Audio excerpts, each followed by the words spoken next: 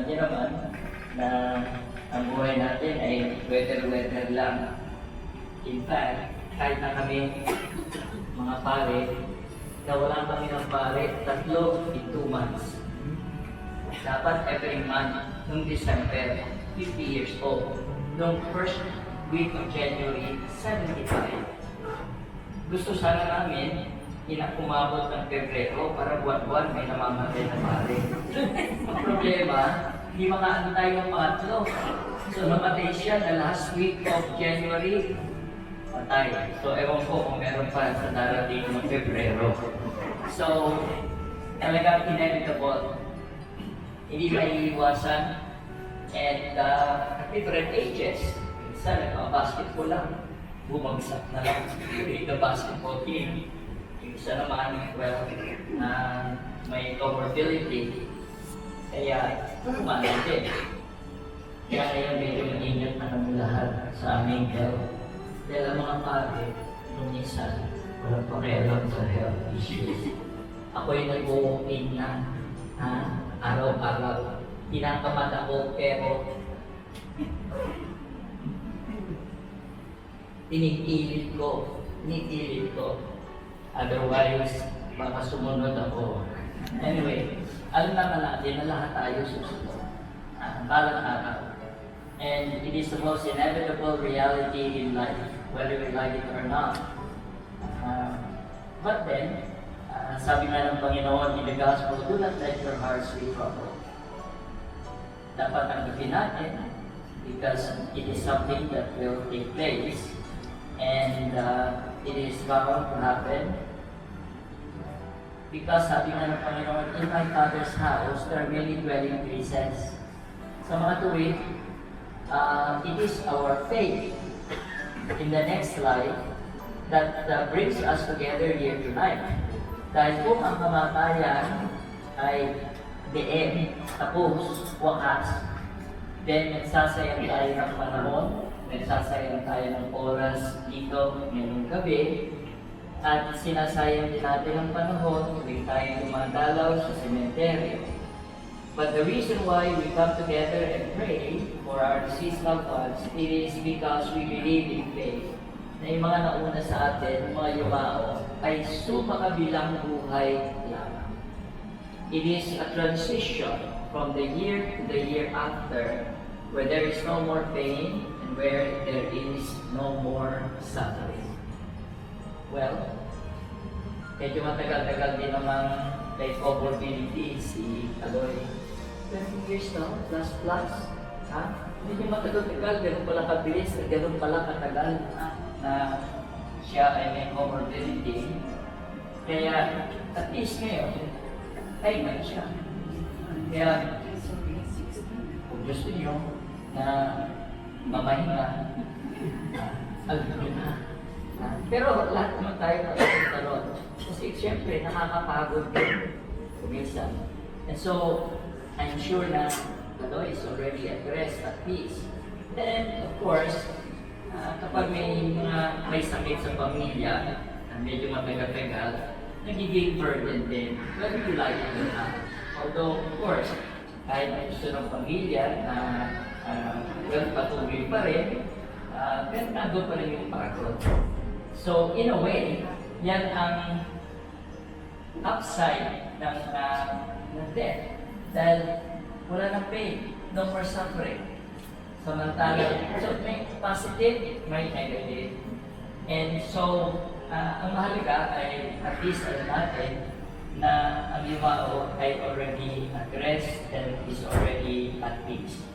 Dahil alam naman natin na nilikha naman tayo ng Diyos not for the year dito sa lupa, but nilikha tayo for the year after. Hindi tayo permanent residents dito sa mundo.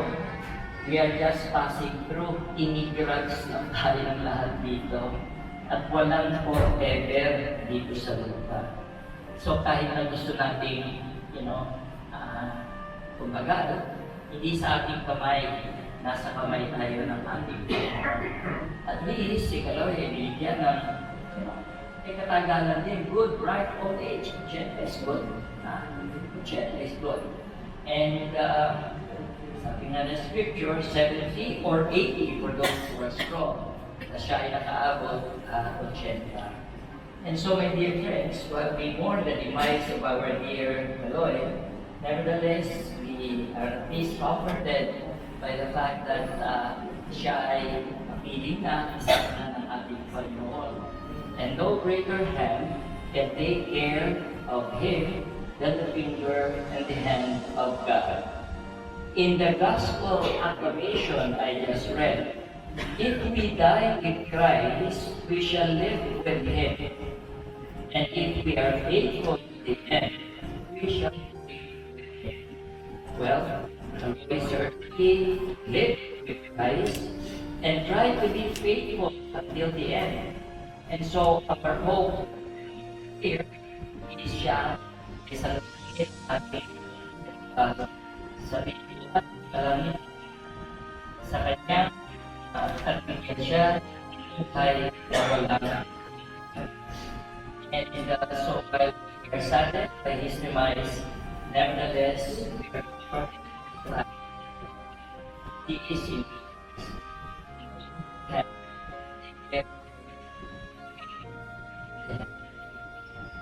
So, sabi ni St. Therese of Lisieux, siya, si St. Therese of Lisieux, seven or eight months. Something to say, but she is actually the crown of her father.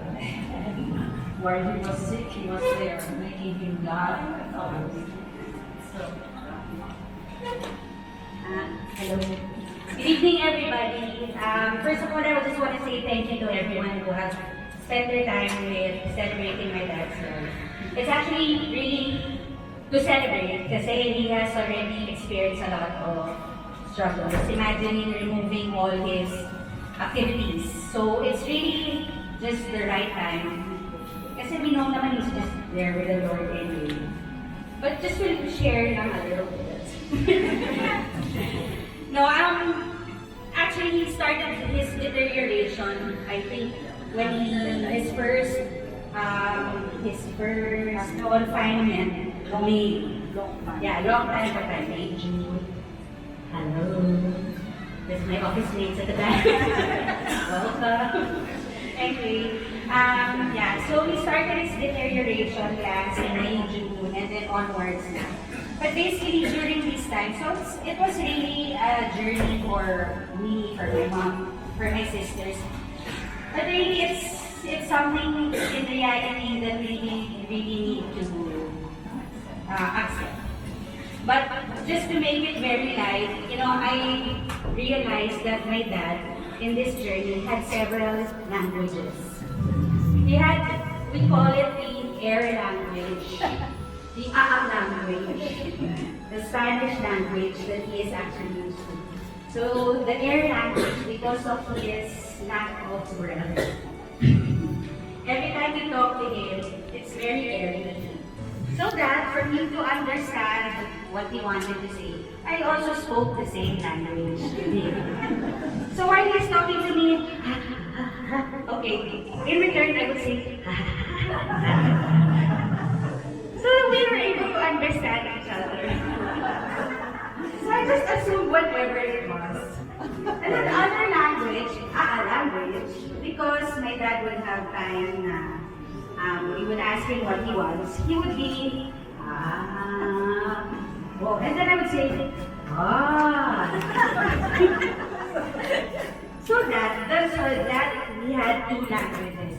And the Spanish language, of course, which is the usual language for everybody. But because I don't speak fluently, so he had to help me. So there's this one time, just recently, he was actually requesting my mom and I to change positions of when he's laying down, he would request to actually change positions. So I asked him, can you speak to me in Spanish? Because for sure, I wanted for his mind to work and think. So, me and my trying hard to speak in Spanish. So I said, okay. So his request was for him to change position to the left. So Amy, trying hard, quieres cambiar la posición, el posición kaliwala? And then we started laughing. So, and then I said, Dad, I'm sorry, I don't understand. What is left or right? What is left and right in Spanish? And in fairness to my dad, he's very responsive. And he was really remember, then he said, okay, left is a la izquierda, and right is a la derecha. And I said, Dad, isn't a la derecha that is straight? Why is it a la derecha? Right is a la derecha. He said, a la derecha is right. Okay. So then, those are the three languages of my dad during the time he was in bed. And for me, it was actually just a very light time with him because I didn't want him to parang feel that parang I'm in bed na nga and then parang I'm having a hard time. Tapos my mom was part of his journey. Is part of his journey. So, syempre, my job was to make it lighter for him. And I hope right now he's very thankful.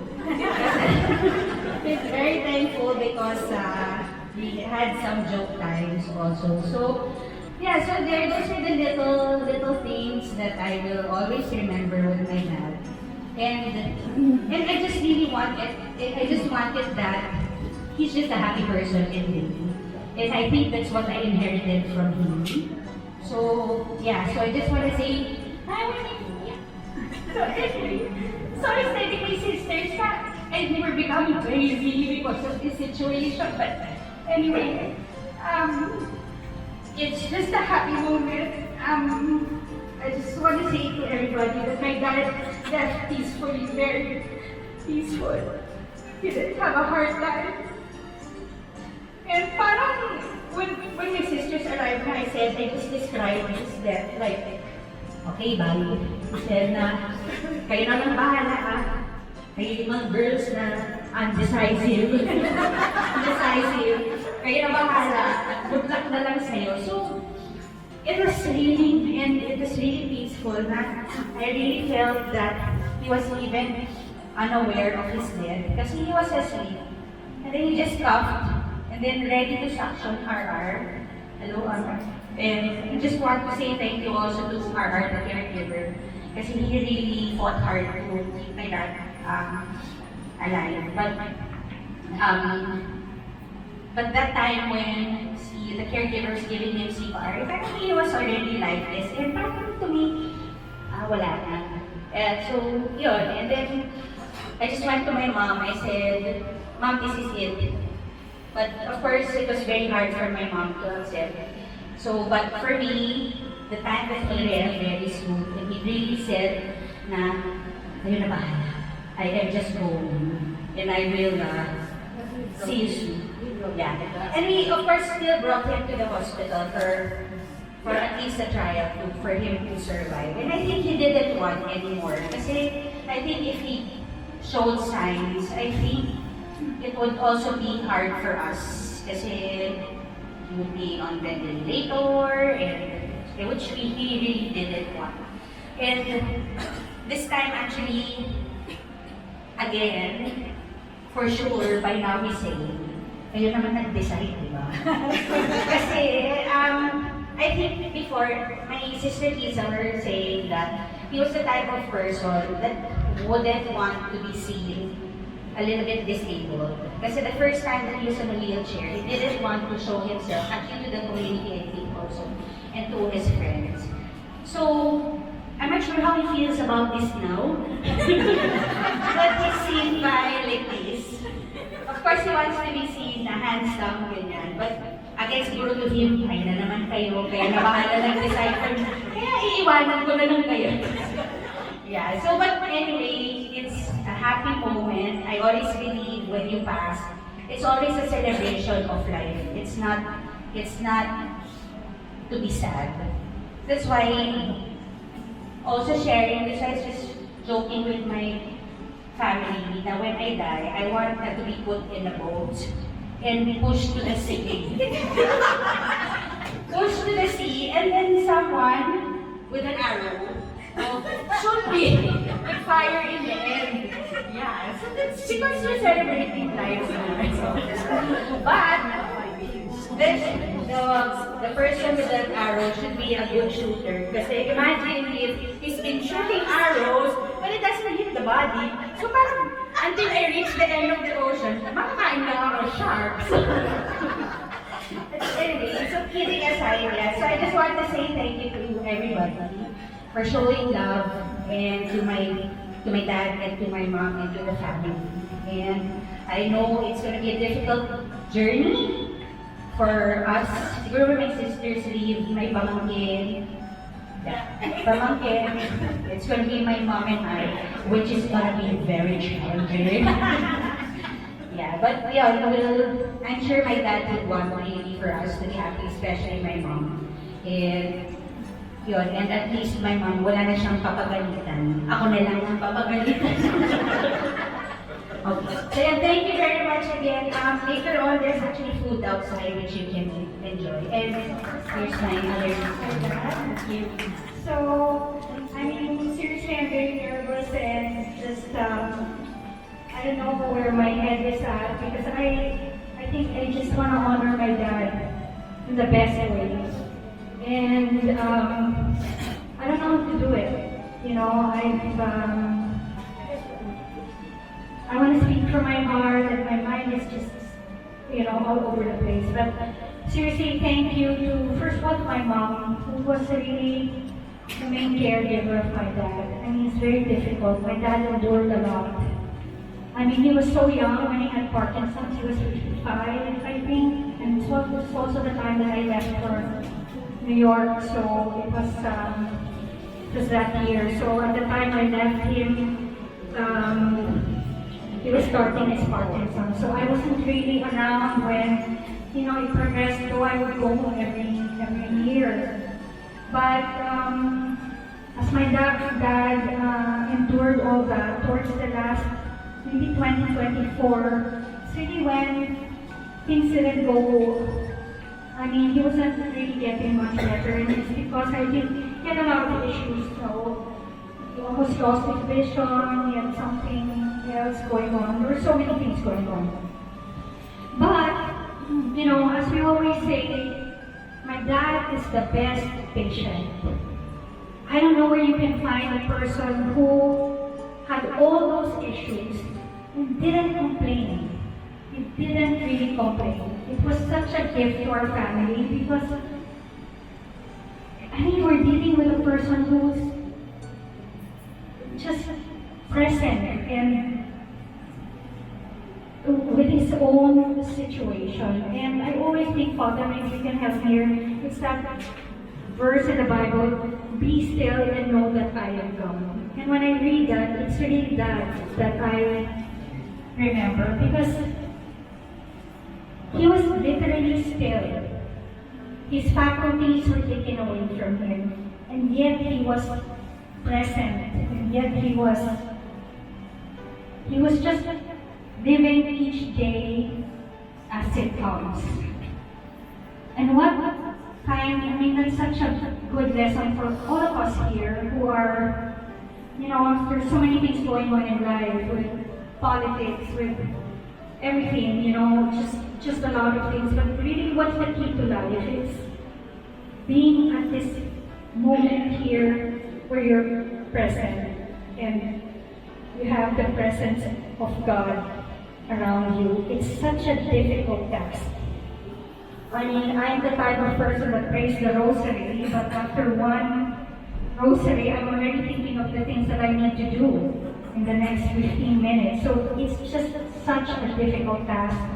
And my dad did that with such grace and patience and just, he's like this person that I will always remember, that whenever I'm feeling awkward or I'm feeling inconvenienced, I thought of this last year, Mom. It's just a weird thing when in 2024 I was in the bus and the bus was running so late. I had to get to work and I was getting annoyed because I could see my office and I had a meeting Really. And then I remember that.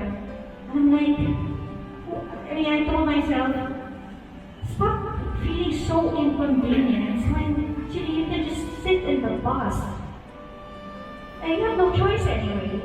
And sit and just be with that moment. And Dad lived that way. He absolutely did not have any. I didn't hear him complain really.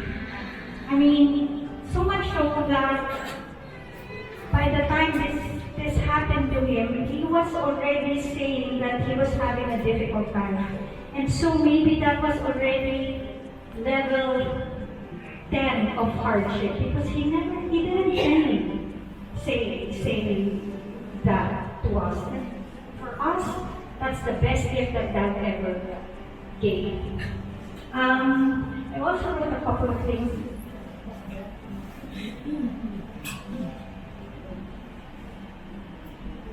This is my journal. Anyway, I just wanted to say a bit more about both.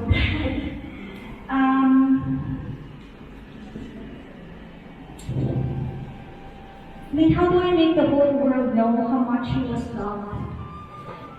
He was really loved, and maybe the fact that you're all here, it's really a show of how much he was appreciated. That was the night of the party.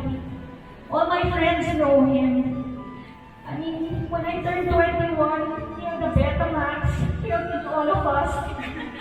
My friends were getting drunk, and he was filming all of us, and he was such a fun person to be with. My sister's like that. He was a joker. Dad was the creator, the original OG dad joke, author of dad jokes. He was so corny, but he was actually the one who really made my heart really laugh. He was such a cool guy. That was a good-looking guy. Dad. A young dad. So when my friends are here. So when we were going to parties, he would drop me off. So when I was 16, Dad was around 37. So he would drop me off, and I'm like, Dad, he didn't drop me off in front, but he will drop me off in front for all my guy friends to see. And then he would pick me up at 12 o'clock in front so that I could go home. So jolly. And then my friends will also remember he loved motorcycles. So I thought so cool with this BMW bike and whatever. But one time he had this bike with like a seat in the back. Oh my God, I think he went to school to pick me up in that way. How embarrassing. But he loved to do that. So I hope my friends will remember that. Dad was also Mr. Fix-It. Anything you ask, Dad will do. He has a tool shop in the house. It's filled with all kinds of tools. He used to clean, he used to go ride air pistol and he used to go shooting compete. And he used to clean those things. You ask him to engrave something, he'll engrave it. You ask him to fix the aircon, he'll fix it. He was really that. And he was a fixer in a silent way. Everyone was around him. Everything is about Dad and everything, but he didn't really, he tried to say his opinion, but actually completely overpowered. There's one example. Okay, every Sunday we were just talking about it. Oh, where are we going to lunch? Okay, Dad, where are we going to lunch? Maybe Chinese. What? Nobody wants to go to Chinese with us. So that was our Sunday. Every Sunday. Yeah, Sunday dynamics. I don't think he really could put a word in. But actually his silence and his presence, I mean, everyone was like a big piece around him. Oh, Dad, what? Dad, this, that. But he really let us get our way. He let us get our way all the time, and especially me. I would like to think that I got my way, except for once when he gave me the belt. Because I was in grade 5, I was telling and my classmate had a pool. I wanted to swim. And he came from work and I said, Dad, can I go to Francine's house and ingredients and sweat. No. I was so shocked, like, what? How can you say no to me? So much so that I created a tantrum there, like, Daddy, please, I want to go swimming. And I was like pulling his leg. And I don't know, that day he didn't agree. So he slapped me with a belt. One time, grade 5. But after that, I think I kind of got my way. Right, Dad? So that was my dynamics with my dad. You know, I would like to think I am the favorite. I know, just saying. But I was the firstborn, and I think in that household, I was the firstborn, first niece, first ako. Yeah, granddaughter. We all used to live together in Mamita's house. So I think I took that to my advantage. Dad would always be my safe space. You know, Mom and I would have little arguments. And Dad would be the person that would explain to me. Or at least hear me out. And we had many secrets. Well, Mom, not really, but one secret was in high school. So there we had an incident in school, and should I say it, Michelle? Should I say it? We got caught smoking, going to a retreat, and we didn't get caught initially, so somebody but then coming back from the retreat, we were in danger because, you know, they asked us not to attend the retreat and all these things. And then Dad picked me up in his car and then he said, Dad, because of what? You, Patay, you got caught smoking. He goes, hey, why did you get caught? You know? I said, don't tell Mom. So we kept it for a month, okay? Until the school called. And Mom grounded me because I didn't attend the New Wave party that we were going to have. I can forget that, I missed that party. But that point was like, I mean, it was laughable to him to begin with. And he just, you know, he was on my side. He was really, really on my side. And there were many times that, and one more secret, Mom, I forgot. So, this is funny, because towards the end, he was already part of Parkinson's, is to, you know, he has a little bit of hallucinations, and then there were figures in his head, like, oh, there's somebody there. In fact, in the hospital, he tells me, uy, who's that? I'm like, what that? There's a boy there praying. It's a hallucination or what, you know? But he would have moments like that. One time we were having dinner, I was home. He tells me, Mom left. He looked at me and he said, come here. What happened? Do you know there's money behind the walls? I said, Dad, no. He goes, yeah, there is. Don't tell Mom. So I'm like, Dad, no. Like, then he tells me, I don't know why. That's oh, funny, he said, I don't know why. That's hallucination or it's real. So right after this is you have the house renovation. But you know, those are the funny moments that Dad had. And I don't know, I find it like a blessing also because otherwise he would have been so bored. Dad would have been so bored. You know, there was nothing because my dad's a doer. You'll never catch him not doing anything. Fixing the car, fixing something, fixing the aircon, something. He's always doing something. So this sickness was actually like the polar opposite of what really was. So I don't know what message God wanted for us or for him. I can't tell. So I guess that's between him and our Creator. Why? You know, there are moments I would say, you know, Dad, this is your pathway to heaven. It's really that, and I think I really took it to heart. It wasn't easy to endure so much. And of course, to our family, as you know, he's the apple of our eye. And our sunshine, was our listener. And, towards the end, I would come home and would go from the mom's room, my room, etc. to dress up. And when he couldn't move, he would sit there in his chair, and I could see his eyes watch me, just watch me. And I'm going out, okay, enjoy. He was that light. He was really so light. Such a person without, such a light person. And I think he was really given a grace of a happy death, which is what we're praying for. How? I can't explain it.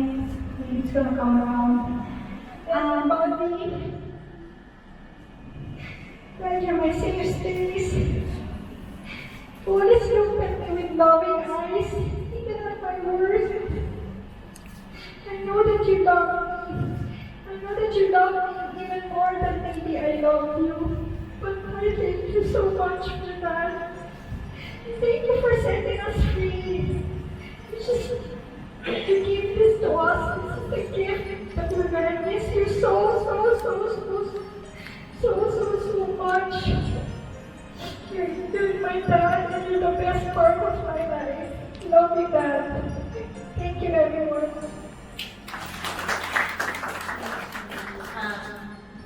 Celebrate the way we're trying to celebrate that life.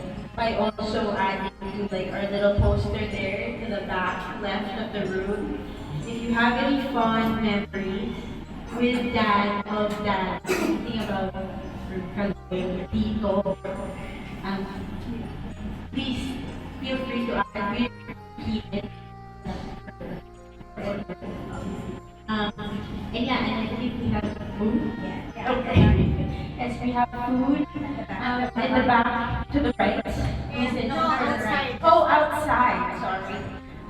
Thank you, everybody. Okay, so that concludes our